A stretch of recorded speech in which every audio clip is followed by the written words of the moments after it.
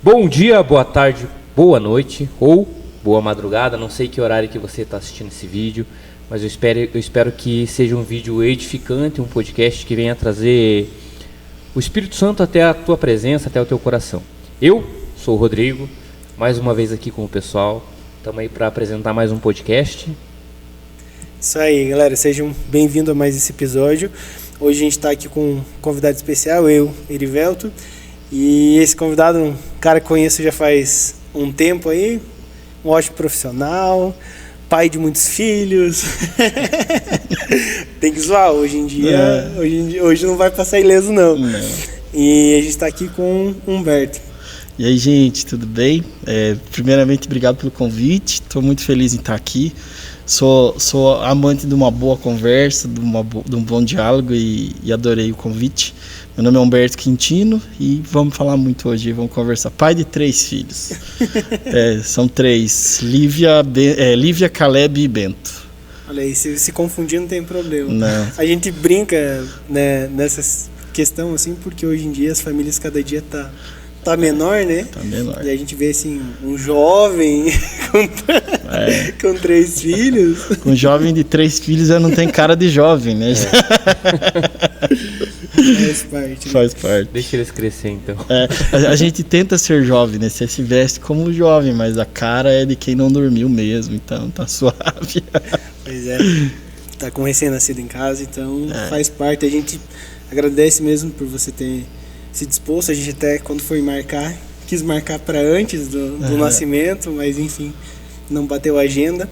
Mas que bom que deu tudo certo e você tá aqui. Hoje vamos falar, conversar bastante. E pra gente dar início, eu já vou começar com pergunta. Vamos lá. Vamos pra tua parte profissional. Vende teu peixe, conte o que você faz, como que você atende e tudo mais. Apresenta um pouquinho essa profissão. Nosso segundo, né? Segundo nessa profissão. Quase, né? A Dé tá estudando, né? Não dá pra contar, legal. Então. Tem uma acadêmica de fonoaudiologia? Teve. Daqui mesmo, de Campo Magro? Débora Pego. Débora. Que você falou eu demoro para ligar. Débora. A Débora, inclusive, a gente conversou bastante. Débora e Bruna, as duas estudam juntas. E elas precisavam fazer um trabalho e precisavam de uma entrevista com alguém que já trabalhasse na área. E daí que descobri que ela fazia fonoaudiologia, super legal e uma pessoa muito, muito da área, assim. Ela fala assim, tanto ela quanto a Bruna, né? E eu falo assim que as duas são fonoaudiólogas, só estão certificando, porque elas têm um desejo pela profissão muito legal. E até puxando o gancho para começar. Eu comecei na fonoaudiologia já velho, né? A gente espera, o Erivelto é mais novo que eu, né? E pode ser que o Rodrigo se identifique mais, que a gente tem próximas idades, acho que mesma idade talvez. Não vou falar para não derrubar. Eu também não vou falar, não. Temos 18 anos. 22 anos aí completos, né? E eu comecei a estudar muito tarde, porque a gente não teve oportunidade de fazer uma faculdade mais cedo. Então, para quem me conhece minha família, a gente veio para cá em 1997 e o meu pai limpava peixe no Pesque Pague. Cara, pra gente poder ter uma condição um pouco melhor foi quando nós mesmos começamos a trabalhar e consequentemente desafogar um pouco o pai e a mãe. A gente foi lutando e eu me lembro que eu sempre quis fazer uma faculdade, porque eu achava o máximo fazer uma faculdade. Eu falava, eu não vou ser ninguém se eu não fizer faculdade. Eu decidi fazer faculdade quando eu estava com 17 anos de idade. Eu ajudava meu pai na construção civil e um dia, cara, chegou num prédio 3 andares sem elevador e eu tinha que subir 150 sacos de areia. Eu nunca esqueço os números. 150 sacos de areia, eram 80 sacos de cimento e daí aquelas lajotonas essas de chão, que esqueci o nome, que eu sou ótimo. Porcelanato. Pra você ter uma ideia, eu tinha que abrir a caixa de porcelanato e levar de 2 em 2, que eu era muito magrinho e o negócio era muito pesado. E nessa época, eu lembro que eu subi as escadas fazendo um mantra. Falei, eu não quero trabalhar com isso. Eu não quero trabalhar com isso. E eu sempre fui muito inteligente, depois a gente vai falar sobre isso, mas isoladamente. Porque a gente tem inteligências isoladas. A gente vai para a escola, a gente tem que saber de tudo. Mas a gente sempre tem uma tendência a uma certa inteligência em determinadas áreas. Então eu era muito inteligente em algumas coisas e outras eu era uma porta. Matemática, para mim, é uma porta. Eu com o Erivaldo ia para a faculdade junto e falava de matemática, falando, não, para, vamos falar de laringe, vamos falar de outra coisa, que não era praia. E daí com 17 anos, então depois disso eu comecei a desejar fazer faculdade, mas não conseguia. Eu tive que parar o ensino médio 3 vezes, porque uma vez porque eu comecei a trabalhar e estudar de noite, não dava conta. Eu sempre tive muito sono, sempre tive muita dificuldade com essa questão de dormir e tal. Na época eles chamavam isso de hipersonia. Hipersonia é uma pessoa que tem uma necessidade maior de regeneração de sono. Então o cara dorme mais e se ele não dorme a quantidade necessária, fica muito sonolento. E eu sempre fui meio assim, né? Depois dos 27, 28 anos deu uma estabilizada. Reprovei por falta, depois reprovei porque eu era muito levadinho. E daí parei de estudar. Parei de estudar e falei, não quero mais saber disso, não vou mais fazer, faculdade para mim não dá, eu não tenho grana, não trabalho. Fui ser office boy numa empresa, daí de office boy fui promovido, daí isso depois de muita luta. Trabalhei na roça, trabalhei ajudando meu pai, então não tinha uma perspectiva de fazer uma faculdade. E isso tudo, quem está assistindo vai olhar e falar assim, nossa, que vida sofrida. Não foi. Hoje eu entendo como projeto de Deus. Porque daí quando eu tive quase oportunidade, porque daí para terminar o ensino médio, eu tive que terminar pelo Enem. Porque eu já tinha vergonha de ir para a escola muito velho. Então, a primeira leva em 2011, se não me falha a memória, 2010, não me lembro exatamente o ano, gente, posso estar equivocado, mas a primeira leva daquela certificação de ensino médio do Enem, que você fazia o Enem e daí determinada nota você certificava o ensino médio, eu fiz. E daí naquela mesma prova eu fiz e ganhei uma bolsa da faculdade para estudar História. E daí nessa época, eu já estava com 17, mais 18, 19 anos eu estava, e daí eu já tinha entendido que o meu lance era trabalhar com gente. Eu gostava de conversar, esse é o lance. Falei, vou ser professor de História, eu gosto de jovem, já vivia com a juventude, no grupo de jovens e tal, eu vou trabalhar com gente, é isso. Fui até o 3º ano de História. Aí trabalhava daí numa empresa, daí saí de office boy fui para trabalhar no setor financeiro fui para o comercial, e daí eu já estava no 3º ano da faculdade e recebi uma proposta para trabalhar na Petrobras, uma terceirizada Petrobras. Era 4 vezes o que eu ganhava, assim, era absurdo. E eu fui, e daí quando eu cheguei na Petrobras, eu ficava um dia das 7 da manhã até as 8 da noite, e outro dia das 7 da manhã até as 4 da tarde. E daí eu trabalhava no centro, né? E pra mim, entrar no escritório e ficar olhando os carros passar todo dia e faturando nota, eu era uma máquina de faturar. Eu sempre fui. Tem que fazer, eu faço.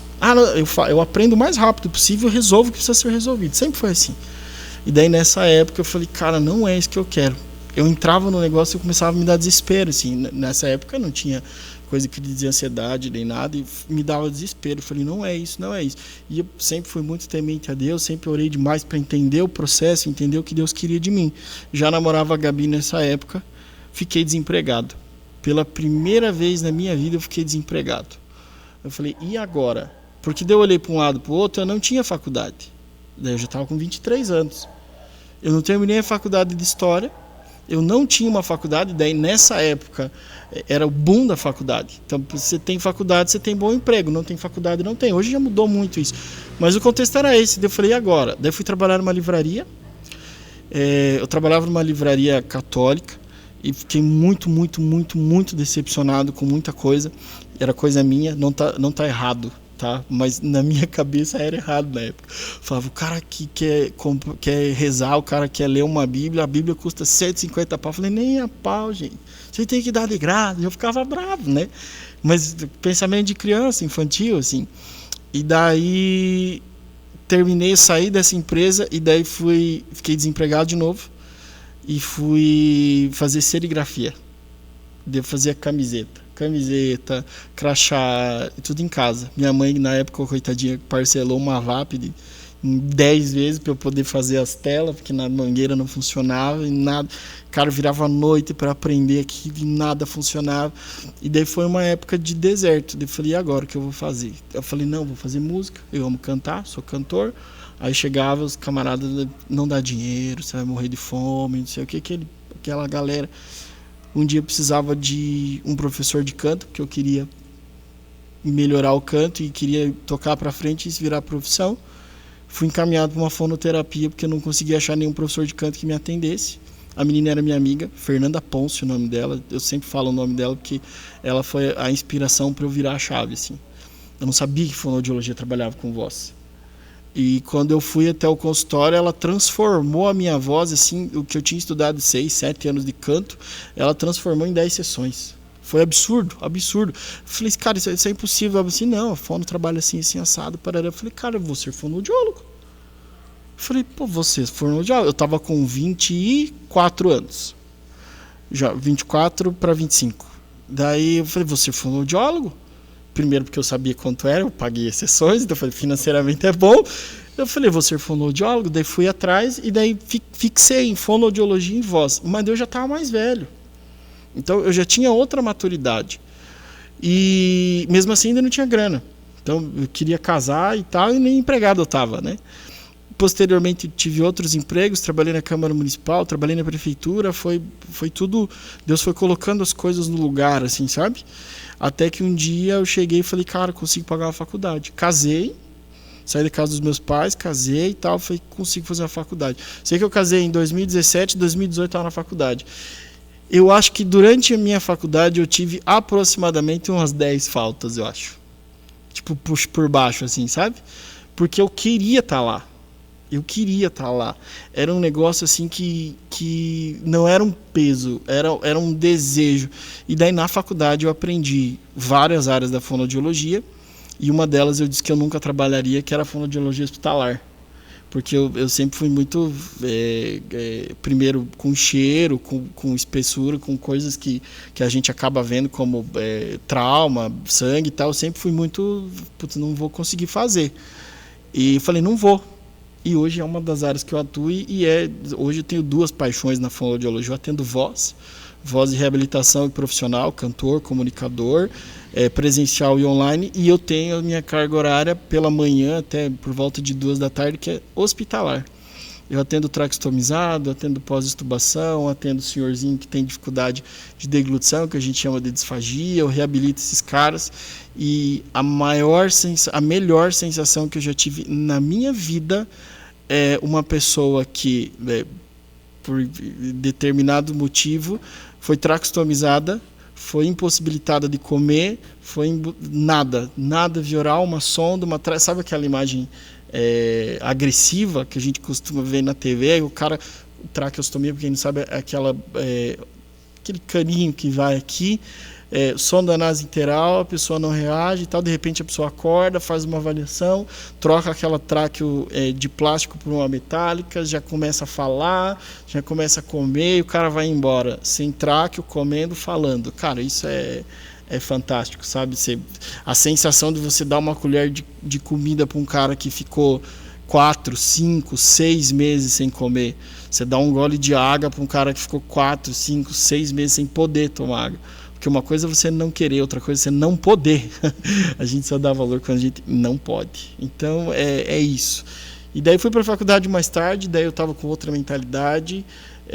Amo o que eu faço, sou apaixonado pela fonoaudiologia, tanto na parte de voz, eu também sou professor de canto, então esses ajustes, ornamentos de voz, na parte da disfagia, todo esse processo de reabilitação, trabalho com fotobiomodulação, que é o laser, eletroestimulação, enfim, algumas práticas ali que a gente utiliza para reabilitação. Falei demais, né? Então quer dizer que com você não há quem não cante também? Não há quem não cante. Isso é um fator. Erivelto, eu vou falar agora. Esse é um sonho do Erivelto. Ele já me falou, já. Aí, ele já me mandou mensagem 2 vezes, em 2 oportunidades. Você acha que dá boa? Vamos ver e tal. Mas ele mandou cantando? Não, mandou só falando. Aproveita e cante agora. Ele nem quis falar assim, não, vamos marcar aí uma consulta. Peraí, não, tô brincando, Humberto. Mas eu tenho que ganhar mais dinheiro. porque aqui o negócio vai dinheiro, hein? Vai, algumas sessões. Tipo assim, umas 300, acho que mais ou menos isso, né? Eu tenho um cliente, ele é um cara fantástico. E ele, a vida inteira foi envolvido com música. E ele chegou pra mim, ele tava com uma professora de uma escola de música em Curitiba e tal. E a professora achou que ele tinha uma soporosidade na voz, um negócio assim, achou que era alguma alteração estrutural de prega vocal e mandou pra fono.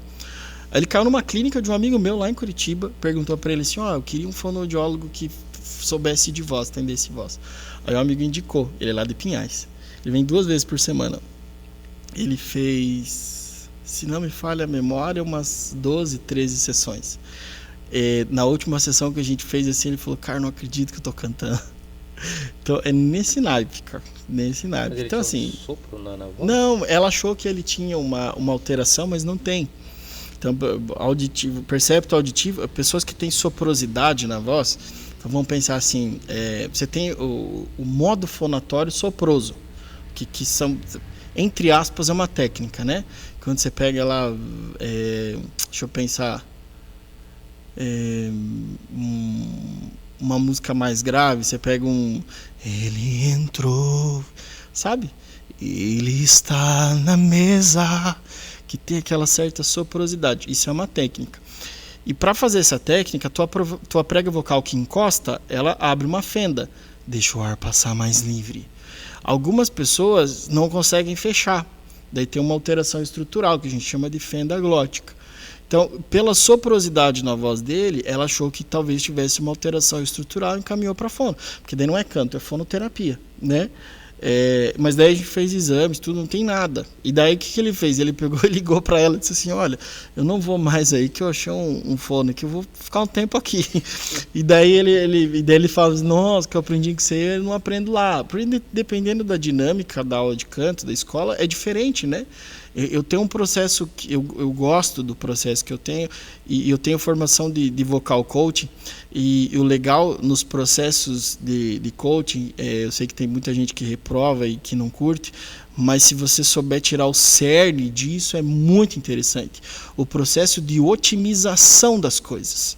Quando uma pessoa sabe do que está falando e uma pessoa tem essa dinâmica de coach, ou seja, de treino específico, o cara consegue tirar essas qualidades e potencializar o que é necessário. Então o que eu faço? Eu potencializo o que tem para potencializar e resolvo o que é técnica através de uma potencialização. Por exemplo, se o cara tem uma demanda vocal específica e não consegue fazer determinada nota ou determinado repertório, a primeira coisa que a gente vai resgatar na maioria das vezes é um contexto psicológico negativo. A maioria das pessoas vão trazer questões emocionais que não vão permitir que ela acesse determinada musculatura. E o nome disso é psicodinâmica vocal. Então, esse cara é um cara que eu vou ter que trazer para cá e eu vou ter que potencializar outros aspectos nele para que ele possa ressignificar aquilo que foi negativo. Saca? Então, é um processo muito legal e que acontece sempre. Porque quando a gente fala de canto, a gente fala de arte. Quando a gente fala de arte, seja no contexto espiritual ou até mesmo no contexto secular, você está falando de uma expressão específica. Então, quando você vem para o canto, para a fala, você está trazendo você. É seu. Ah, não, mas esse cara canta igual o Mauro Henrique. Mas é seu. Entende? E quando você traz um negócio que é seu, você está suscetível a ouvir e a trazer coisas para você que não são seus e que vão ter impacto na tua voz. Então, poxa, teu microfone estava baixo hoje. Aí você vai para casa como? Você entendeu? Ou senão você foi cantar uma música, deu uma nota na trave. Daí sempre tem um abençoadinho falando, aquela lá, se desafina. Né? Cara, esse escorregou em quem trouxe ele, não é assim, tipo, você falhou na música, você falhou a vida inteira. Você não consegue. Você não consegue. Você não vai. A tua voz some. O teu microfone tá lá em cima e a tua voz não aparece. Aí o cara, algum colega do ministério fala, aumenta o microfone dele aqui, ó. Aí o cara, mas tá no último. E a pessoa aqui, né? Acabou com a pessoa. E isso tudo tem impacto. Tudo tem impacto. Tem gente que chega para mim, que já chegou, que a pessoa chega assim, ó, com esse time de voz. Oi, doutor, tudo bem? Eu não sei o que aconteceu, mas eu não consigo falar. Daí você vai conversando, pá, linha, pede um exame de imagem chamado laringoscopia, faz prega vocal funcional, tudo perfeito, e o cara não consegue falar. Aí às vezes em 3 sessões você troca 3 sessões de ideia com o cara, aí o cara traz para você toda uma gama de emocional, e você começa a trabalhar, às vezes precisa encaminhar para um colega da psicologia, às vezes precisa trabalhar outros aspectos relacionados a essa psique, você vai direcionando o cara, de repente o cara sai falando, sai cantando, porque resolveu todo o processo que existe por trás disso. O fora de cena é muito importante. Nossa, é legal, cara. Tipo, essa tua profissão que você consegue ver a evolução, né? Você consegue, vamos dizer assim, ter o comparativo do paciente inicial, primeira sessão, com, né, até a alta, vamos dizer assim. E é legal, cara. Eu vi esses tempos atrás, a gente precisou ficar no hospital lá, e tinha vários, né, que passavam e vinham lá, e você conseguia ver que com a técnica certa, tudo isso traz uma qualidade para o paciente que está internado, que é gigantesco, falando da parte hospitalar. E da parte ali da música mesmo, aqui na igreja a gente viu o Oziel também, né? O Oziel começou a aula de canto lá também, ele teve uma evolução bem grande. Tem que ver aí pra frente. Josiane também, né? A Josi também. Josi. O Oziel foi o Oziel é um cara que eu adoro. Ele faz muito tempo de não se ver. Até um abraço, Oziel. Ele é uma pessoa, eu falo assim que existem pessoas que são pessoas muito bonitas. Né, que você olha para a pessoa, não estou falando de beleza externa, mas você olha para a pessoa é uma composição de riqueza, assim, que você consegue enxergar uma pessoa bonita, é uma pessoa que você quer estar perto, que é uma pessoa que você, poxa, sabe aquele lance, assim, vou fazer um churrasco, vou chamar o cara, porque é uma pessoa que te atrai coisas boas, né? E o Oziel era um cara desse. Comecei a dar aula para ele ainda eu morava aqui perto do Recanto das Hortênsias, ele vinha, chegava todo tímido. Mas será, cara, que ficou bom? Eu falei, cara, olha isso aqui. Eu gravava ele, né? Veja isso aqui, veja onde você tá. E falava, é verdade. E daí ele vai nessa. É um cara incrível. Josi também, Josi ficou um tempão lá comigo. Depois daí teve o bebê e eu também, sem agenda, sem nada, a gente acabou perdendo um pouquinho o contato, mas também tem um potencial incrível, né? Só que são potenciais que precisam ser explorados, e daí para explorar esse potencial a gente precisa ir mexendo com essas coisas e alinhando aspectos que são emocionais e aquilo que é mais importante na vida da pessoa e que ela menos domina, relacionamento interpessoal. O relacionamento interpessoal ele tem um poder, um manejo específico que precisa ser levado em conta e tem impacto total na voz, tanto na voz clínica, quando você vai atender, voz cantada, enfim, quanto no contexto hospitalar, que é muito mais impactante. Bacana. Acredito que uma palavra mal colocada pode destruir a vida de uma pessoa, né? Destrói a vida de uma pessoa. Isso não só na área hospitalar, canto, mas acredito que em toda a área da pessoa. Por exemplo, vou citar no caso no que eu trabalho, né? Então, assim, eu trabalho com áudio aqui na igreja. Se a gente der importância para que as pessoas falam de um dia que está muito ruim o som, porque a gente não vai acertar sempre, cara. Aí você desanima e você para. E você não consegue evoluir, porque isso traz um trauma. Isso. Traz um bloqueio, você regride, né? É um bloqueio, você regride. Eu acredito que na questão vocal, eu acho que isso trava a musculatura. Trava. É que toda ativação de músculo para canto é neuromuscular. Então, a sensação para quem canta é automática. Você não vai ver ninguém desafinando, por exemplo, numa música confortável. Você não vai ver o cara desafinando, por exemplo, quando começa a cantar ali numa clássica, né? Eis-me aqui outra vez diante. Não vai ver o cara desafinando aqui. Você vai ver o cara desafinando lá. Eu venho me derramar. Quando ele tem que subir, quando ele tem que mudar, quando ele tem que transicionar de timbre, de modo... Aí você vai ver o cara quebrar. Aí você vai ver, eu venho me derramar. Ele não vai conseguir, porque nesse momento... Entenda o contexto espiritual, a atmosfera espiritual, ela é importantíssima e ela precisa acontecer. Mas nesse momento, quem leva a pessoa a rezar? Quem está cantando. É a conexão, né? Quem faz uma... Eu sempre falo isso, quando eu dou workshop para ministros de música e tal, de canto, na preparação vocal, o nome do workshop é do exercício à prática. Desde o treino que o cara tem que fazer, como ele entende o treino e do treino para o canto. E daí quando chega nessa parte do canto, eu falo, beleza, quem é que conecta? Ah, não, de repente vai acontecer. Não vai, é você que vai levar.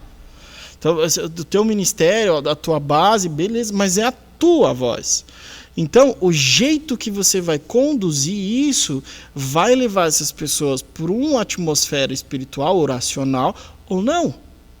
Entende? Diferente quando eu falo com o cara do secular, depende. Porque se o cara do secular não entender o público dele e não imprimir uma voz que direcione para onde ele quer, ele também não consegue. Aí vai ser aquele cara que toca no bar a vida inteira e não sai dali. Por quê? Porque não é interessante. Se a gente vem para a igreja e encontra alguém que não consegue conduzir, não é interessante. Se não é interessante, não cai no meu ouvido. Se não cai no meu ouvido, não vai para o meu coração. Daí não resolve. Você entende? Então, a virada de chave é entender que precisa ser bom no sentido de preparado, no sentido de estar ali, de entender o processo e de conduzir isso para que as pessoas tenham encontro. Sabe aquela sensação que você vem, canta, papá, de repente você para de cantar e todo mundo continua cantando? Esta sensação de que transcendeu o processo é isso, mas só foi possível porque alguém conduziu esse momento para chega. Daí o Espírito Santo vem de voadora, né? Porque daí chegou. E daí não tem ninguém naquele lugar que não esteja inserido nessa mesma atmosfera que eu gosto muito de pensar, nesse mesmo momento pentecostal, onde Pentecostes acontece, mas acontece a partir de que todo mundo esteja unânime em oração, na mesma atmosfera, na mesma vibe. E quem conduz isso é a voz, não tem outro, é a voz. Entende? E aquele que recebe o dom, né, da parte de Deus, que ali vai, igual como Davi, né, tocava e tudo mais. Então é interessante isso, né, unir a parte da técnica, né, do estudo realmente, da consagração, né, e do dom. Então é um conjunto. Exatamente. E isso usado, né, de maneira direcional por Deus, cara, não tem. É ali onde que realmente tudo acontece, tudo flui dentro da igreja, assim, ou tudo dá errado. Nos lugares que você tá. Ou tudo dá errado. Que nem você falou do dom, para quem recebe esse dom. Tem gente que não recebeu esse dom e está sentado. Daqui a 6 meses você vê o cara arrebentando na frente. Porque não é sobre dom, é sobre dedicação. Você precisa, quando você fala sobre voz, a gente está brincando com a tua voz e com o desejo de cantar. Quando a gente fala sobre voz, a gente está falando sobre gosto. As pessoas têm gosto musical. Então, se você cantar eu não sei pronunciar direito, é Vineyard, não lembro. Se cantar um Vineyard, você vai pegar uma parcela desse povo, a depender de como você vai cantar isso.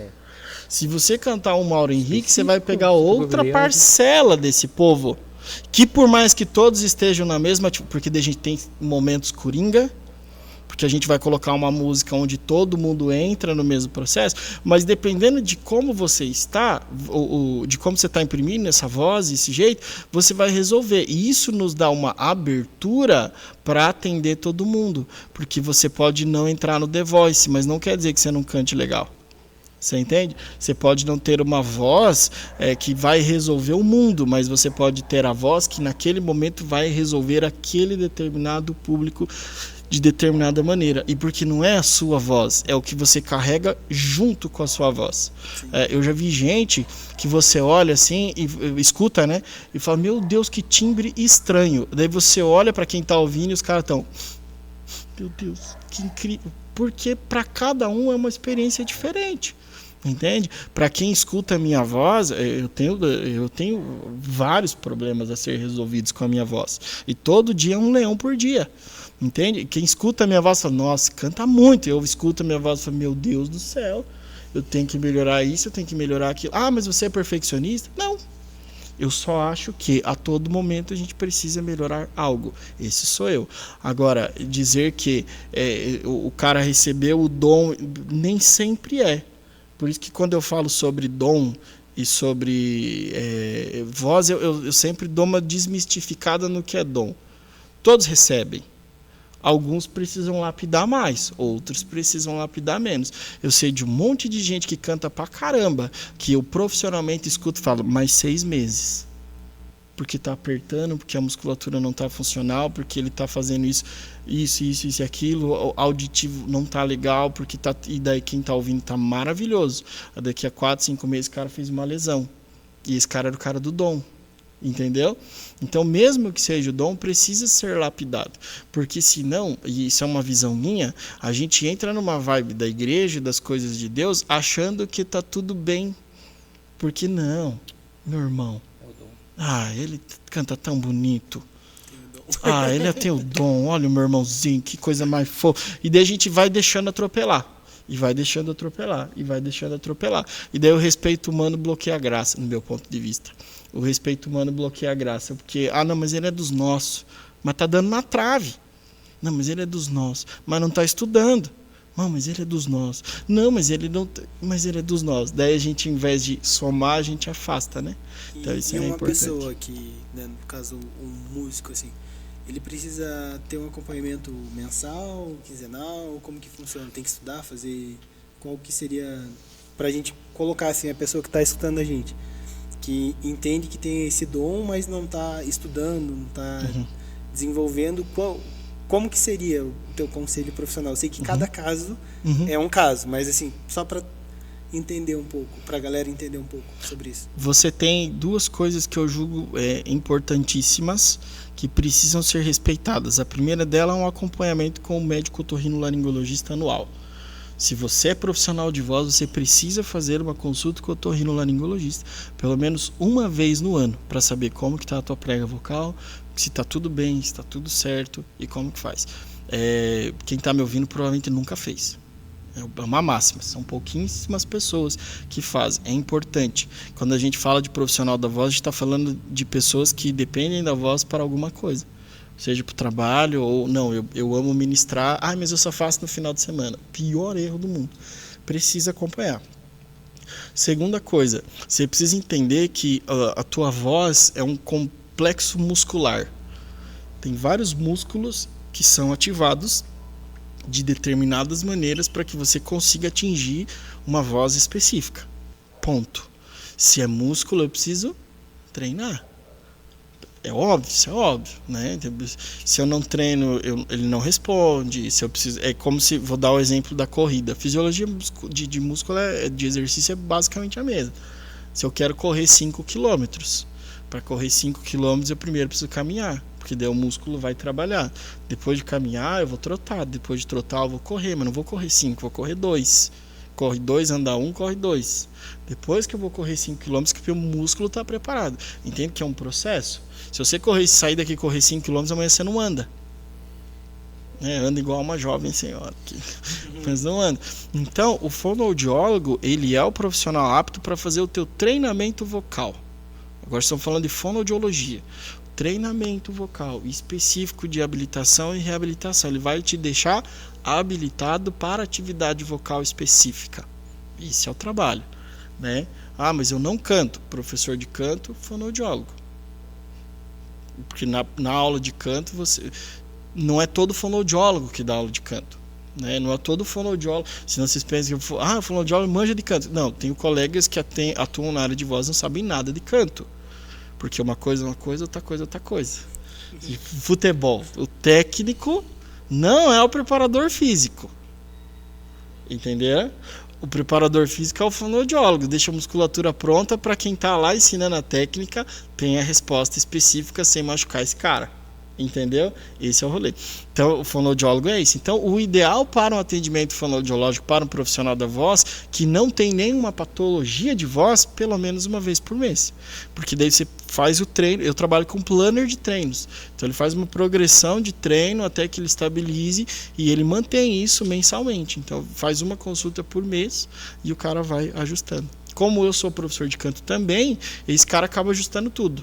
Daí, eu não trabalho com, por exemplo, eu tenho pouquíssimos clientes que estão iniciando no canto, tá? Então eu acabo meio que catando um pouco para ver quanto de trabalho que eu vou ter, porque hoje eu não tenho tempo disponível para pegar alguém que está iniciando no canto, e daí depende muito. Se as pessoas têm um pouquinho mais de facilidade, eu consigo, do contrário eu não tenho tempo.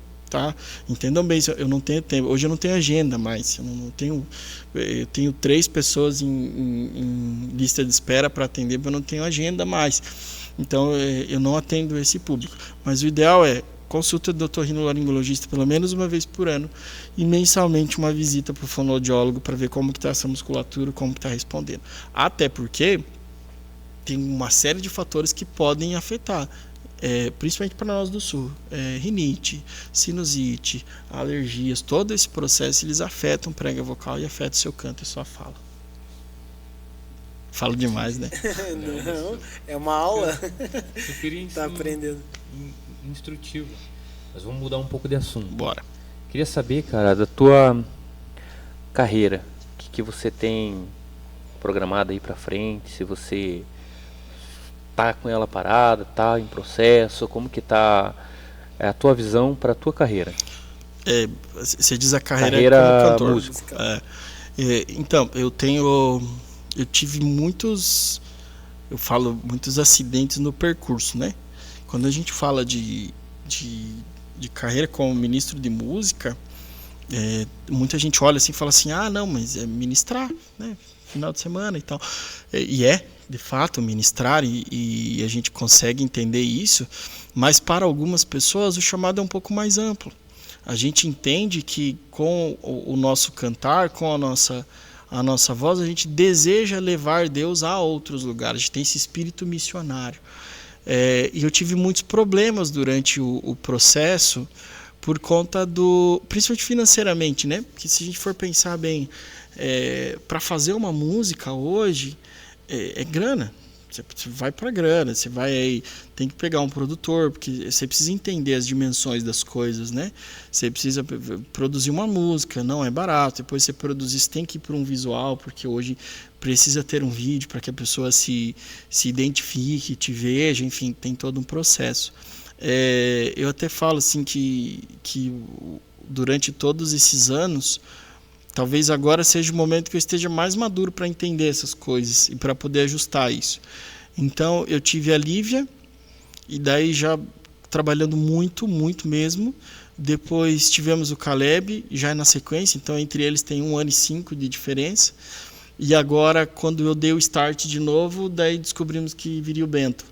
Então, também tive que dar uma desacelerada. O primeiro ministério é a família, não interessa, né? E daí eu tive que dar uma segurada de novo. Tenho 2 músicas em estúdio para finalizar. Um projeto mais amplo, um projeto mais... Como é que eu vou te dizer? Eu não estou pensando... Eu falo assim, eu não estou pensando em parede, não estou pensando em templo, estou pensando em praça, eu estou pensando em chegar, montar o sol e tocar, eu estou pensando nessa vibe, sabe? E, claro, o que vier depois de ministrações, shows, enfim, não sei como vai ser isso, mas eu estou nessa vibe, sabe? A gente gravou um clipe de um relançamento de uma música de 2017, que estou esperando agora para startar, e 2 músicas em estúdio. Então são 2 músicas lindas, voltadas assim para um rock pop, mais um rock, como é que fala, um rock pop worshipado. É difícil denominar as coisas hoje em dia, né? Mas estou vindo nessa, voltei a compor algumas coisas que fazia muito tempo que eu não estava compondo. Alguns covers lá no meu Instagram também estou colocando, mas ainda estou bem devagar, sabe? Porque a demanda com as crianças é bem grande. Gabi também não dá conta. A gente se deixar para um só não dá conta, não adianta. Sim, para prover tudo isso de trabalhar, né? Quiçá um dia viver somente da música no aspecto missionário e fonoaudiologia meio que juntos, mas no momento impossível. Mas assim, tô caminhando. Eu confesso que tenho as minhas tretas espirituais, emocionais, meio que junto, depois de falo sobre isso, mas de pensar que não vai dar em nada, sabe? Eu tenho muito disso. Falo assim, poxa, eu tô aqui, cara, e tem o cara lá que gravou 5 músicas aí seculares e o cara tá bombando. E daí você para pra ouvir e fala, mas eu sou melhor que esse cara e eu tô aqui e não canto em lugar nenhum. Né? E a gente tem essa. Pô, o melhor engenheiro que tem aqui, pô, e eu tô desempregado. Você entende? Estudei a vida inteira para resolver isso aqui. O melhor engenheiro de áudio que tem aqui sou eu. Eu estou desempregado, então tem que entender o porquê de tudo isso, né? E hoje eu entendo vários porquês, mas a gente sempre vai passear por isso. E daí a gente vai ter que voltar lá atrás, entender aonde que você começou, lá naquela pedra, né? Até aqui me ajudou o Senhor, e daí daqui para frente vai continuar ajudando. E a gente tem que voltar na pedra, até aqui me ajudou o Senhor, e vira um loop. Mas é isso. Aprender a entender o tempo de Deus, né?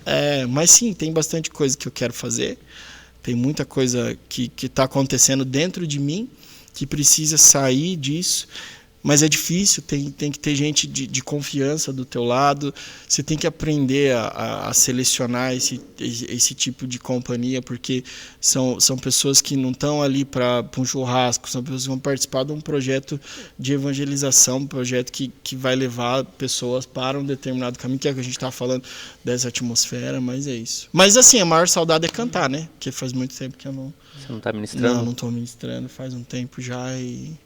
A gente fica nessa quando ansiedade. Envolve essa parte do estilo gospel, né, da adoração, é um estilo de vida que ele é vamos dizer assim, não que seja pesado, mas é de uma responsabilidade diferente.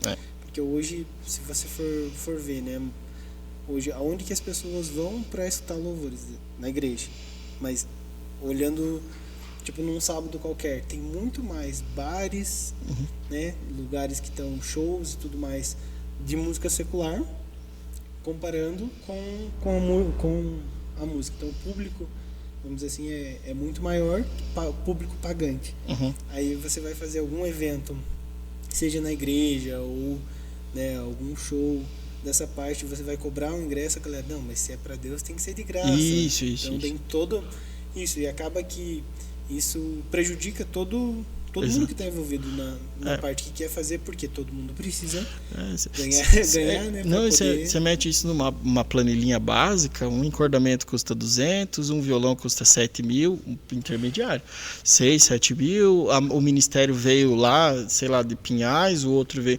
Todo mundo gastou, todo mundo veio e daí não foi. E daí às vezes a gente tem essas treta emocional. Por exemplo, se você quiser trazer uma experiência diferente para a igreja hoje, assim, vou pensar, poxa, vamos trazer o Mauro Henrique, um culto jovem.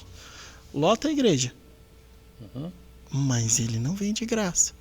Porque é o trabalho dele também. Ele precisa ganhar. Mas daí o Zezinho que vem ali do Boa Vista vem de graça. Então vamos chamar o Zezinho. Você entende? Entende? Daí vem o Zezinho 0 e o Mauro, pá, né? Nesse sentido, sabe? Então obrigado. É esse lance que às vezes acontece e que você vê que, peraí, vamos mudar alguma coisa aqui, vamos repensar, porque daí o irmão que está ministrando aqui, às vezes ele está esperando uma oportunidade de ser reconhecido e não é. E de repente chega alguém que canta tão bem quanto, às vezes até melhor do que ele, porque é possível. Poxa, canta melhor, porque é ouvido, né? Poxa, esse aqui, aquele lá, não é que canta tão bem quanto.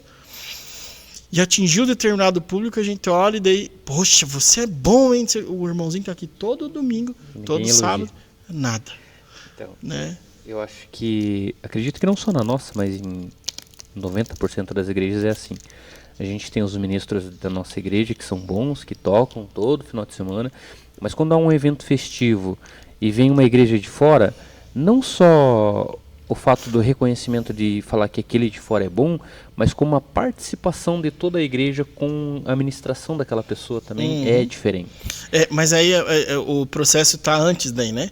Porque você trouxe E tá tudo bem. Quem toca, por exemplo, assim, veio outra igreja e ministrou, quem é ministro daqui, que é fixo, ele vai estar sempre antenado, cara, isso aqui que eles fizeram foi animal, isso aqui, ele também está crescendo. O problema é, ele está crescendo e ninguém parou para ver esse cara. Quando vem outra igreja, pá, que legal, vocês são ótimos, hoje foi o céu. Mas semana passada também foi o céu. Sim. Mas ninguém falou para ele. Entende? Então, o cuidar das pessoas, e é tudo sobre relacionamento interpessoal, gente.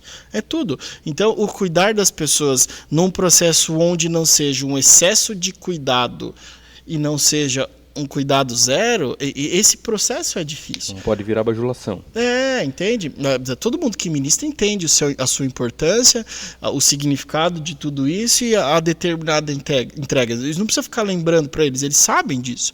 Agora, o que precisa lembrar às vezes, nossa, quantas vezes Deus chegava e falava assim, minha querida, que música foi essa que você cantou? Poxa, achei fantástico, atingiu aqui e tal. E daí a pessoa... Nossa, sério? Eu falei, sério, cara? E eu não tô mentindo. Falei, pô, eu achei demais. Eu já vim ministrar aqui, já falei com as meninas. Falei, rapaz, que voz é essa? Que, poxa, mandou muito, muito. E você vê que a pessoa, putz, cara, faz sentido. Sabe como faz sentido? Às vezes ele saiu de casa brigando, porque não é fácil, gente. Não é fácil. Cantar é de boa. Não é. É músculo que trabalha, é ouvido que tem que estar atento, é pressão e tempo, é pressão do pastor. Não que o pastor faça a pressão, mas ele é uma autoridade para você. Você não quer dar na trave, você tem que vir, você vai. Cara, é muita coisa. Música, ensaio. E se você não pegou a música, já aconteceu, semana pegada, você não conseguiu parar para nada, não pegou a música, chegou no ensaio no dia do culto, porque geralmente esse dia que eles ensaiam, no dia do culto, não tirei. Pois é, então não vamos tocar. E daí o cara fala, não vamos tocar, aí aqui, ó. Não vamos tocar. Porque isso foi irresponsável. Agora por tua e culpa. você não tirou a música. Aí ninguém sabe o que a pessoa está passando, ninguém sabe o que está vivendo, ninguém sabe nada e tum! E daí automaticamente essa pessoa já não vem no culto na semana que vem. Ela vai ter alguma coisa que ela não vai vir. Porque ela precisa de um tempo. Entende? Ela não consegue processar, né? Consegue. E ninguém conseguiria. Vamos lá, gente. Ninguém conseguiria. Você não está falando da música, você está falando da pessoa. Com o tempo a pessoa vai entender. Porque assim, você também trabalha com várias pessoas, tem vários pensamentos ali nesse ambiente. Nem sempre todo mundo vai ter essa... não é compaixão, como que diz? Esse cuidado, esse zelo, né? Esse zelo, nem sempre, cara. Às vezes você pega uma pessoa que também passou por um dia difícil, mas ela conseguiu estudar. E ela vai falar assim, pô, mas eu tô passando dificuldade e você não estudou, por quê? Então assim, você tem dois lados de uma moeda, então aí você tem que ter... Louco, isso aí, né? Você... É papo de louco isso, né? É a mesma coisa marido e mulher, né?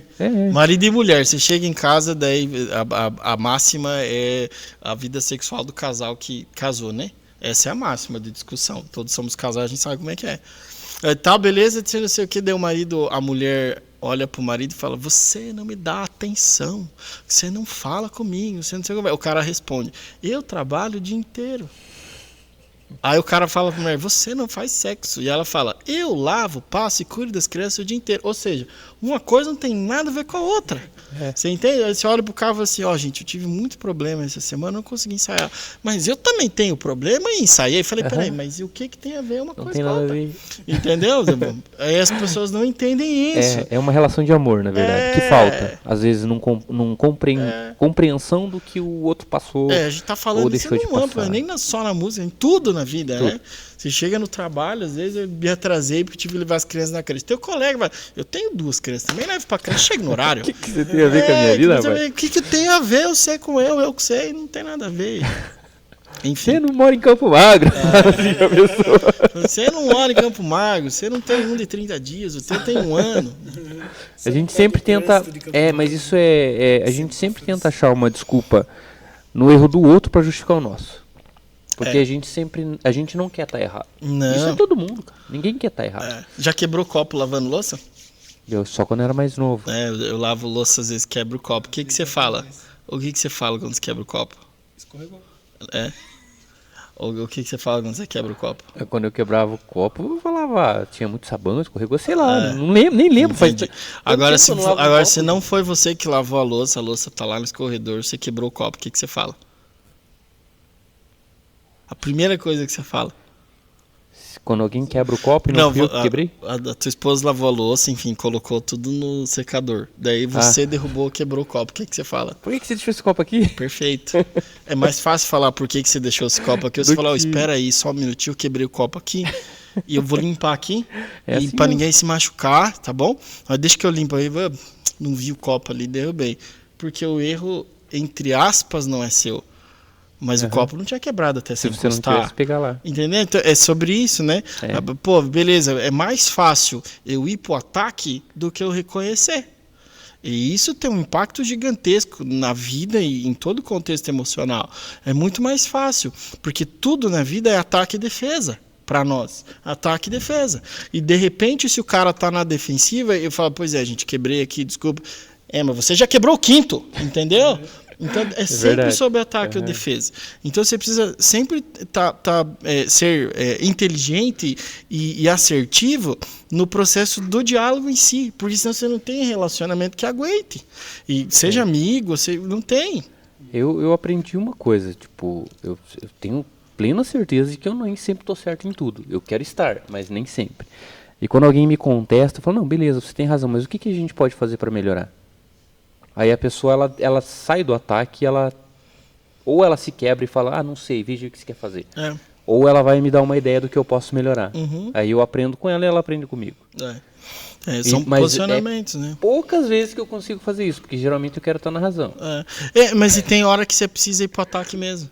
Você entende? Eu tava pensando nisso agora, falei, não dá pra ser só defensivo. Não, você tem hora que você precisa ir pro ataque. Então, eu gosto muito do pastor Cláudio Duarte. Eu tenho uma linha muito legal, assim. Eu tava ouvindo ele esses dias, ele falando com a esposa, que eles foram viajar, e daí ele chegou no hotel, desceu, quando ele voltou, a esposa dele tava com cara de braba ali, cara fechado. Ele falou, eu fui lá e voltei, o que aconteceu, né? Aí ela falou assim, você sabia que o nosso filho tá dando um almoço amanhã e ele não convidou a gente? Aí disse que ele parou, pensou, foi assim, ele que levou nós no aeroporto. Nós estamos viajando, nós voltamos só segunda-feira. O almoço é domingo. Não convidou porque nós não ia estar lá. Aí falou, pensei, não falei pra ela. Aí eu falei, agora eu vou resolver. Aí ele pegou e foi pro ataque, falou, é isso mesmo, filho, é tudo assim, porque não dá valor. Quer saber, na hora que nós voltar, nós não vamos mais na casa dele, porque onde já se viu, não sei o que. De repente ele falou, calma, Cláudio, é porque nós estamos viajando. Entendeu? Então tem hora que você tem que ir pro ataque, velho. Eu ia falar, não fala assim do meu filho. Pois é, mas tem hora que você tem que ir pro ataque. Você tá ruim. Beleza, tá ruim por quê? Você manja disso aqui? Você conhece? Você quer me ajudar? Daí a pessoa, não, mas tá muito ruim. Eu falei, o que tá ruim?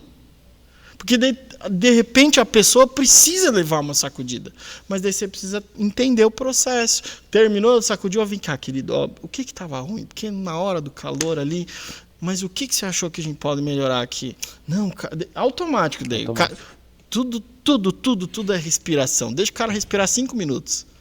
Aí ele vai voltar, pois é que nem estava tão ruim assim. Não, é só naquela hora, depois você já acertou e ficou da hora. Você entendeu? Porque é tudo respiração. Não tem briga nenhuma que sobreviva a uma noite de sono. Não tem. É meu ego depois no outro dia.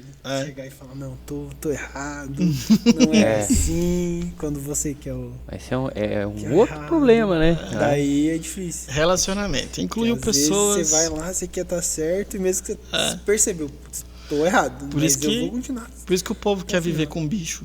Pai de pet, ou quer virar bicho, né? Esses dias achei super engraçado. Uma colega falou assim, não, a gente decidiu ter um pet. Eu falei, legal, o que você vai fazer? Não, um porco. Eu falei, porco, 2,500. Eu falei, lá em Campo Magro nós achamos ali por vintão. Aí aquele porquinho pequenininho, sabe? Eu falei, isso é engraçado. Eu falei assim, isso aí fede. Aí disse que chega a 12 quilos. Eu falei, se tem um leitão de 12 quilos, virou uma pururuca pra mim. Mas enfim, eu acho super engraçado. Mas as pessoas querem conviver com bicho, não querem conviver com pessoa. Conviver com pessoa é difícil, né? Até os bichos têm nome de pessoa. Esses dias eu tava vendo, vê aqui, Liam!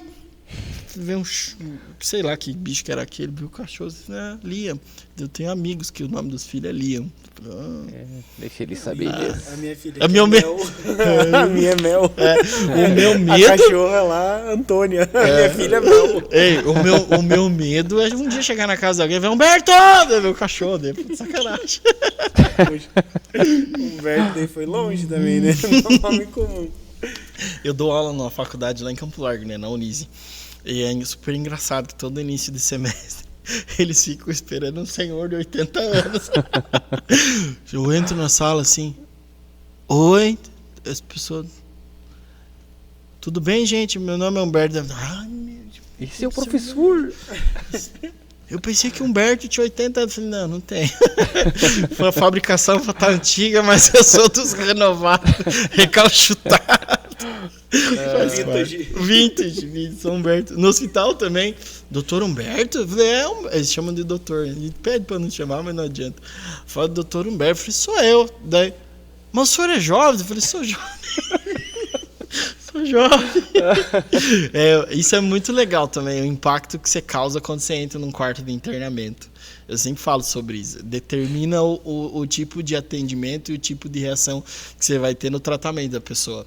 Eu tenho uma paciente bem comprometida, assim, ela tem uma doença degenerativa e tal, internou faz tempo. A primeira vez que eu fui atender ela, eu abri a porta do quarto, assim, olhei pra ela, tava com aquela cara de traqueostomizada também, sono e tal. Aquela cara de doente, sabe? Que pessoa, abri a porta, as enfermeiras viram tudo lá. Abri a porta e falei assim, você é a fulana? Porque não consegue falar por causa da traque, né? Daí eu falei assim, eu vou sair. E ele estava acompanhado da mãe. Falei, eu vou sair e vou ali atender o fulano da frente. Quando eu voltar, você faz favor, pinte o cabelo. Melhora essa cara aí que eu já volto. E dei risada, né?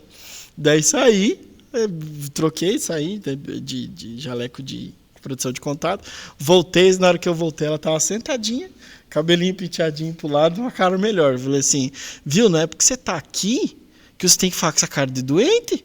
Aí, ele é super jovem, né? Daí eu olhei, e essa unha aí, você não vai pintar, não? Daí você tem que pintar essa unha aí, oxe. Você aproveitando que ela não podia falar. Né? Não, mas daí a gente fez ela falar, foi um processo, né? Porque daí eu falei pra ela, daí no final da terapia, daí você sempre dá um sentido, né? Daí eu falei pra ela assim, o que precisa mudar não é o que você tem no corpo de dispositivo, o que precisa mudar é a tua cabeça. Se você se comportar como doente, possivelmente você vai ser uma doente. Agora, se você entender que isso é um processo que a gente vai vencer junto, então a gente consegue resolver. Dela. Meti o dedo na tráqueo dela. Falei, o que você gosta de cantar dela? Marília Mendonça. Dela olhou assim. Começou a chorar, assim. Chorar. Falei, o que aconteceu? Dela assim, a minha voz. Fazia, sei lá, 4 meses que ela não ouvia a voz. E nem era a voz. Era um princípio de voz. Acho que deu 3 dias de terapia, eu acho, daí agora está esperando para trocar para canula metálica para iniciar uma alimentação. Uma jovem, mas o impacto que você tenta causar na pessoa para ela entender que precisa reagir, sabe? Diferente de entrar num paciente paliativo, que é um paciente que já está em final de vida, que você precisa entrar e ter outro tipo de posicionamento, outra conversa, outro momento, né? Então, poxa, esse lance assim é fantástico. É tudo relacionamento. Talvez naquele momento ela precisasse ouvir que ela não está ali debilitada, que ela pode mudar o quadro. Porque senão é aquele negócio, filha, já estamos aqui faz 6 meses e o médico não resolve, o físio não resolve, o fono não resolve. Ninguém resolve. Né? É a gente que se resolve. Então vai, ajusta. Definha, né? E daí vai. Enfim, fecha o parênteses. Humberto, como a gente sempre fala com todos os nossos convidados, né, a gente pede para que escolha um versículo que sempre chama a atenção, ou um versículo que fala muito ao coração, né? E você escolheu Josué, capítulo 1, versículo 5. Eu vou ler aqui, depois você traz uma explanação do que esse versículo em específico te remete. Vamos lá, Josué 1:5. Ninguém te poderá resistir todos os dias da tua vida. Como foi com Moisés, assim serei contigo. Não te deixarei, nem te desampararei. É isso aí. Cara, autoexplicativo. Ele é bem autoexplicativo, né? Mas Josué, o capítulo inteiro, o capítulo primeiro inteiro, assim, fala muito, sempre falou muito comigo. Foi a partir de um momento que eu tive ali com os meus 18 anos aproximadamente, e tinha muitas, super engraçado, muitas promessas de Deus. As pessoas oravam por mim e falavam assim, cara, Deus tem muita coisa para você e tal. E eu falava, meu Deus, o que é muita coisa? O que é muita coisa para um moleque de 17, 18 anos? Não, porque Deus vai te levar em alguns lugares que você não esperava, porque Deus vai te levar para frente de jovens, e como foi durante muito tempo que você vai conduzir e tal. E daí um dia, num retiro, um grande amigo meu, Alex, o nome dele, ele orou por mim, ele falou assim, Deus está colocando no meu coração a passagem de Josué capítulo 1. Leia. Eu falei, tá bom. Abri a Bíblia, nunca tinha lido Josué. Abri a Bíblia e li, cara. E depois fui estudar isso. E é muito interessante a transição de liderança. E para mim era uma transição tão específica de geração, de pensamento, de jeito de fazer as coisas, ficou muito claro para mim. Porque a galera que corria comigo nessa época na igreja era uma galera que pensava de um jeito. E eu estava no mesmo time, com a mesma formação, com as mesmas experiências, só que eu pensava de outro jeito. E daí na época no grupo a gente tinha troca de coordenação. Então eu não sei explicar o que aconteceu, mas deu um rebuliço lá tão grande, cara, que quem era coordenador largou os bets. Daí ficou largado, não tinha coordenador, daí veio outro coordenador, daí veio outro. E daí nessa transição, no meio de tudo isso, foi quando eu comecei a entender algumas coisas, e foi quando veio essa profecia. E daí eu entendi que na minha vida tinha muito Moisés, mas que o Moisés não ia transicionar, não sei se é essa palavra, fazer essa transição das pessoas do deserto para uma terra prometida. E que cabia naquele momento, para aquela parcela do povo específica, que tivesse alguém de gás, com um novo pensamento, com uma nova estratégia, que não era servo. Porque se você for ler o início, ele vai dizer bem assim, Moisés, meu servo. E vai chamar Josué de servo de Moisés. Ponto. Então é um processo de confiança e de transição. Eu falei, peraí, você não é ainda. Mas vem cá, eu vou ficar com você até o final. Observa as leis de Moisés, não desvie para a direita nem para a esquerda, segue firme, eu vou estar contigo até o final, onde você pisar, planta teu pé, eu vou te dar. Promessa. E promessa depende de duas coisas, de quem está falando e de quem está fazendo. Senão não vai rolar. Então, nessa época, eu entendi que os Moisés na minha vida iam passar e que eu teria que ser um dos Josué que iria fazer esse povo ir para uma nova experiência. E daí eu apeguei isso de um jeito e acolhi essa passagem de um jeito em que quando eu comecei a caminhar pensando nisso e vivendo isso, as coisas começaram a se alinhar, e de repente eu virei coordenador da música, de repente eu virei vice-coordenador do grupo, de repente eu coordenei o grupo, aí fui para uma comunidade para fazer caminho, daí fui para o Ministério Jovem, daí ajudei a coordenar a Diocese de Curitiba no âmbito do musical, daí foi quando foi indo, daí casei, daí veio outro. Hoje a gente está conduzindo um grupo de jovens do Boa Vista. Você entende? Veio tudo bem espaçadinho e bem dentro do que Deus falou. E inclusive no que aconteceu depois com Josué. Josué em hebraico é a mesma coisa que Jesus. Se escreve da mesma maneira, Yeshua. E daí, hebraico, aramaico? Nessas línguas aí. E daí havia uma semelhança, e há uma linha de estudo que vai dizer assim, que Josué é a prefiguração do próprio Cristo que liberta. Então Josué é a prefiguração de Jesus, porque é ele quem liberta o povo. Moisés inicia o processo, mas é ele quem liberta o povo. Daí fui me pegando com isso. E daí o que acontece? Daí foi bem na época que começou a mudar. Eu assumi como coordenador do grupo, daí o grupo era feito de um jeito, eu fui lá e rachei. Assim, não, vamos meter uma luz aqui, vamos trazer um ministério completo, vamos colocar uma bateria aqui, porque a galera ia e daí não ficava e não tinha interesse, não sei o que. Falei, não, precisamos mudar isso aqui.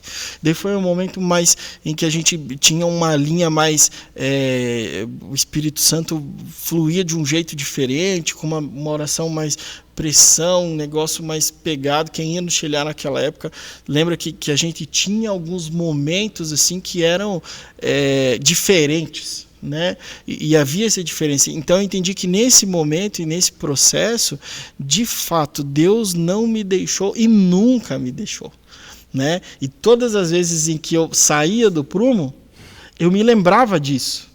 E todas as vezes, Josué depois vai ter uma batalha que no meio do povo, eles acabaram pegando alguns objetos lá depois de Jericó que não era para pegar.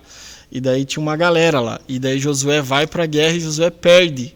E daí meio que se confronta. Fala, se você falou que ia estar comigo até o final, de repente eu fui e deu ruim. Eu falo, deu ruim por quê? Porque você está fazendo besteira aqui. Aí Josué vem, daí tem que matar todo mundo lá e tal, um rolê meio agressivão, mas pra época tudo bem, não matei ninguém, né? Mas de vontade. Só no campo das ideias a gente mata as pessoas, depois não. Brincadeira. Então ele deu esse rolê e ele voltou e falou, pronto, resolvi. Daí Deus, opa, vamos pra frente. Entende? Então há essas correções, esses momentos. Então Josué capítulo 1, em especial o versículo 5, pra mim é tudo, é tudo. Todos os dias, quando alguma coisa der errado, é como se eu escutasse Deus falando para mim, você não desvia nem para a direita nem para a esquerda, fica firme porque eu vou ficar contigo até o final. Cara, para mim isso é tudo. Você pode fazer todo o processo da leitura da Bíblia inteira, que isso aqui vai ficar sempre, né? Um negócio muito forte, é autoexplicativo, você olha e fala assim, caramba, é uma declaração de Deus para alguém que ficou. Porque o lance, a gente sempre fala isso, o lance de quem está na igreja não é o cara que está a serviço. O cara que não. É o cara que fica. É o cara que permanece. Se o cara conseguiu permanecer, ponto. Entendeu? Tá tudo ruim, o cara permanece. Caiu o mundo, o cara permanece. O cara tá sem grana, o cara permanece. O cara tá com grana, o cara permanece. O cara brigou com o ministério inteiro, o cara permanece. Esse cara tem uma graça especial assim para essas pessoas, sabe? Porque não é fácil. Fale vocês, óbvio, quantas pessoas estão aqui que permaneceram? Que na primeira pegada, não, eu vou na outra igreja lá, porque lá o cara é mais legal.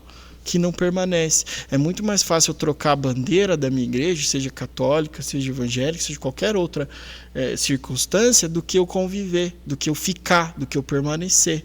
Entende? Então, Jesus fala, né? Permanecer em mim até o final, cara. Se, permaneceu, acabou. Né? E é isso, é ficar. Né? E para mim isso é muito forte, sempre foi, sempre, desde esses momentos assim que eu tive, e foram momentos incríveis, sempre foi. E hoje, para empreender no meu ramo, na minha empresa, é isso. Onde é que eu vou? É isso. Daí chega lá na frente, dá ruim, como já tive empreendimentos que deu ruim. Chega lá na frente, tem que parar, tem que zerar, tem que falar, não vou mais para cá, volta tudo. Sem grana, eu permaneço, tá? E agora, para onde que eu vou? Não, vem para cá, vai para lá, faz isso, faz aquilo. Você vê a mão de Deus, né? Você vê. Eu lembro de situações, por exemplo, em que eu estava lá firme, grupo de oração, grupo de jovens, tudo, tocando, ministrando, pregando. Tinha dia que era o dia inteiro, retiro, 3 dias e tal. Chegava na segunda-feira, tinha que ir para a faculdade, não tinha grana. Não tinha grana para abastecer o carro.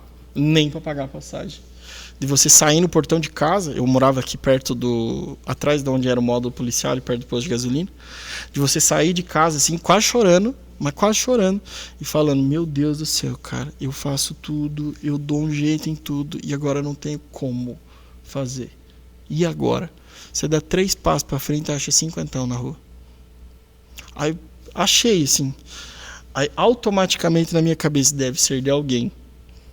Parei na frente e falei, viu, eu achei um dinheiro ali, não é do senhor? Não. Mandar mensagem no grupo de vizinhos, achei um dinheiro, alguém perdeu? Não, ninguém perdeu. Aí você lá pelas tantas entende, fala assim, cara, é o dinheiro para você, o carro para hoje, amanhã e depois. sabe? De você olhar assim, meu pai teve um infarto seguido de 5 paradas cardíacas, quase morreu e tal. Ele terminou, aí a gente foi na casa dele, aluguel atrasado, resultado do infarto, né? Aluguel atrasado, luz atrasada. Eu falei, agora o que eu faço? Meu pai, tiro meu pai da casa, coloco ele dentro da minha casa, zero condição, pagando faculdade, pagando tudo, eu preciso resolver. Meu pai morou comigo, tirei ele dali de dentro, coloquei ele numa casa, conseguimos organizar tudo de novo. E da onde que vem? Sabe? Outras situações de amigos que você, poxa, a pessoa não tem como pagar o aluguel, está despejado, tal, o que eu faço? Vem aqui para casa, traz para dentro de casa, deixa aqui, ó, já arrumei um emprego para você aqui, vai trabalhar lá, vai trabalhar aqui, já paguei 2 aluguéis. Como que vem? Aonde que vem? Sabe? E tudo isso porque se você estiver aqui, tudo que você precisar eu vou estar, e eu vou estar com você até o final, sabe? E acreditar nisso é sobrenatural. Você, quantas vezes teve situações lá em casa, o Caleb e a Lívia mamando no leite ainda, de eu chegar em casa e não ter leite. E daí eu falei, agora? Aí você tem que colocar água no leite para dar conta aquela noite, e daí no outro dia você não sabe o que faz. Põe água no leite, e no outro dia, de repente, estou fazendo um pix para você, que eu sei que você vai atender quarta-feira, meu filho, mas estou pagando já. Aí você vai, resolve, sabe? E isso acontece muito comigo, muito, muito, muito. Você perguntar para mim, assim, tem uma música do Flavinho, que é um cantor que eu admiro muito também, que era da Colo de Deus, que ele canta uma música assim num CD novo dele. Eu vivo milagres todos os dias, eu vejo promessas que eu nem mais pedia. Aí ele canta no refrão, enquanto eu te adoro, você vai me curando, enquanto eu te busco, tua mão opera o que eu não consigo fazer. Cara, é isso. Cara, eu vivo milagre todo dia, de entrar dentro de casa assim, e claro, hoje eu sou bem sucedido na minha profissão. Eu não tenho hoje, nesse momento, eu não tenho um poder aquisitivo financeiro que me mantenha tranquilamente. Já tive e entendi que isso me tirou de Deus e me deixou doente, eu tive que largar. Sabe aquele momento que eu tive, por isso que eu falo que pisei fora da pocinha, trabalhava plantão 12, 60, chegou uma hora que eu estava fazendo 4, 5 plantões na semana, viajando 4, 5 vezes na semana. Tive problema no casamento, tive problema com os meus filhos, tive problema de saúde, tive que ir para remédio, porque a gente tem que entender isso também. Né? Existe um processo que é espiritual e existe um processo que é físico, e eu tive que ir para medicamento, tudo isso esse ano. Parei com tudo, tive que parar tudo, tirar o pé, senão infartar, ia fazer um AVC. Foi bem feio. E daí olhar para um lado e para o outro e falar, putz, e agora? Entendeu? Para onde eu vou? Cara, você entrar em casa, não saber o que fazer, de repente toca o seu telefone, do nada. Quer voltar a trabalhar comigo? Quer trabalhar aqui no hospital de novo? Estou precisando de alguém. E a pessoa olhava e falava assim, eu pago o dobro. E daí, de repente, de um dia para o outro, você... Pum, sabe? Se olhar assim, minha esposa fala assim, ó, o cartão de crédito estourou de novo, venceu, e agora? Eu falo, não sei. Aí de repente entra um paciente que o cara fala assim, eu queria pagar 10 sessões. O valor, assim, o cartão é 1.500, o valor era 1.520. É assim, cara, é incrível. E parece piada e parece clichê, mas não é incrível, incrível de você chegar em casa, olhar e assim, meu Deus do céu, não tem mistura hoje. A gente fala mistura, coisa de pobre.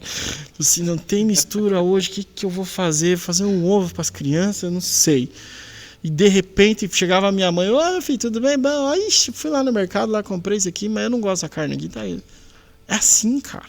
Sabe, você experimentar Deus provendo a todo momento. E isso que eu sou o cocô do cavalo do Napoleão. Eu falei assim, se eu rezasse mais, cara, se eu me entregasse mais, se eu fosse mais fiel, o que Deus pode fazer comigo? Entende? É que a gente acaba sendo muito poluído por tudo. A gente trabalha demais. A gente tem muita demanda, a gente tem muita coisa. Por isso que as pessoas rezam para viver do ministério quando a gente tem esse chamado a missionário. Porque o que Deus pode fazer comigo se eu tiver condições de entregar mais para Ele? sabe? Então, e por isso assim que Josué capítulo 1 para mim é fantástico. Primeiro porque eu não sou Moisés. Eu sou servo do Moisés. Eu nem preciso ser chamado servo de Deus para que Deus age na minha vida. Entendeu? Eu não preciso. E se mesmo eu não precisando ser chamado de servo de Deus, Deus faz isso, a hora que eu atingir um patamar onde eu consiga de fato servir como deve ser feito, cara, Deus ou ele me destrói, ou ele destrói o que tem pela frente, né? É louco assim, sabe? Mas eu vivo milagre todo dia, eu vejo milagre todo dia. Eu vejo gente que não tem possibilidade de sobreviver a determinado trauma e no outro dia tá lá andando falando. Eu vejo, uma amiga minha postou inclusive essa semana que o som mais terrível que ela já ouviu na vida foi uma mãe gritar no corredor o nome do filho que tinha morrido. E para mim isso foi assim, cara, isso é real, sabe? Isso é real. E quando a gente chega nesse limite, a gente consegue entender que Deus ele nos ajudou tanto e tem nos ajudado tanto que ele não daria algo para nós que a gente não aguentasse. De você ter que olhar para uma pessoa dessa e ter falado assim, vem aqui, deixa eu te dar um abraço. Não é o momento de você falar, Deus levou, Deus fez isso, Deus fez aquilo, não. Deixa eu te dar um abraço. E daí é o abraço de Josué, a prefiguração de Jesus. Eu me pareço com Jesus. Eu posso não ser a mesma pessoa, mas eu me pareço. E isso para mim são duas coisas muito marcantes. O fato de Deus entender que mesmo eu não sendo servo, Ele vai confiar em mim, não vai me abandonar. E o fato lá na frente de eu entender que eu preciso me parecer com Jesus. Mesmo sendo Josué, eu também preciso ser parecido com Jesus. E isso para mim é fantástico. E para esse momento cabe bem a pergunta que sempre faço, assim, para a gente finalizar e deixar um recado pro pessoal, assim, algo que você viveu, né, como você comentou agora, ou você tá vivendo. Que recado que você deixaria pro pessoal? Se você me perguntasse isso um ano atrás, o recado era outro. Mas a gente vive um dia de cada vez, né? Sobre a graça de Deus, e a gente não tem poder de viver amanhã e nem de mudar ontem. Então o presente é o que a gente precisa viver. Mas o que eu diria é que a gente precisa entender, no meu ponto de vista, e entender o processo que Paulo vai dizer, acho que é a primeira carta de Tessalonicenses, que ele vai descrever a pessoa, e isso é incrível, porque Paulo é um cara inteligentíssimo, em 3 dimensões: espírito, mente e corpo. 3 dimensões. A partir do momento que a gente entender as 3 dimensões e entender que isso é um tripé, a gente começa a ter possibilidade de amadurecer as coisas. Porque ficar velho é um trem que a gente não decide. É obrigatório ficar velho. Mas maturidade não é obrigatória. E entender isso é um processo de maturidade na fé. Entender que quando eu vou conversar com alguém ou quando eu vou falar algo, eu preciso saber se essa pessoa está ali com o corpo, com a mente ou com o espírito. Porque daí eu vou saber me posicionar.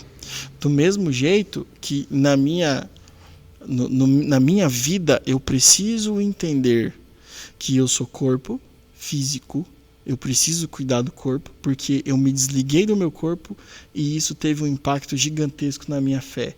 Isso teve um impacto gigantesco na minha mente, no meu emocional. Eu preciso cuidar do meu corpo. Eu preciso entender que ele precisa estar saudável. Né? A gente não está falando aqui de vida fit. Não é isso. A gente está falando de cuidado. Gente, é isso aí, cara. A gente primeiro agradece você, né, por ter disponibilizado o teu tempo para estar aí com a gente, para estar falando um pouco das suas experiências com o Espírito Santo, com Deus, com Jesus. Eu acho que nada na vida paga a comunhão que a gente gera, a comunhão que a gente tem. E aquilo que o Espírito Santo leva até as outras pessoas que vão estar vendo esse vídeo, vão estar vendo esse podcast aí no decorrer da semana.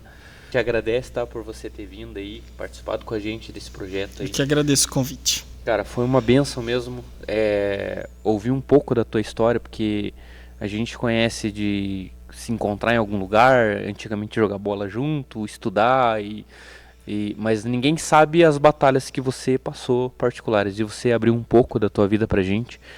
E o quanto Deus tem trabalhado na tua vida, isso, cara, é espetacular, é tremendo. Agradeço ao Erivelton, mais uma vez aí com a gente, aí, participando do programa. Os meninos que estão ali atrás das câmeras, o David e o Lucas. O pessoal que não pôde participar, né, que são as meninas lá, elas não têm vindo aí. E o André também, que teve uma reunião hoje, ele também não pôde participar. Então a gente agradece a cada um, todos são muito importantes para que o processo continue, para que a gente tenha evoluções. Galera, se assina aí, ó, curte, compartilha, se inscreve no canal e vamos para cima. Buscar cada dia mais, dar uma sugestão também que você veja, faz um tema que eu gostaria de escutar, faz algo mais temático ou com algum outro tipo de convidado. Deixa aí para dar ideia pra gente também.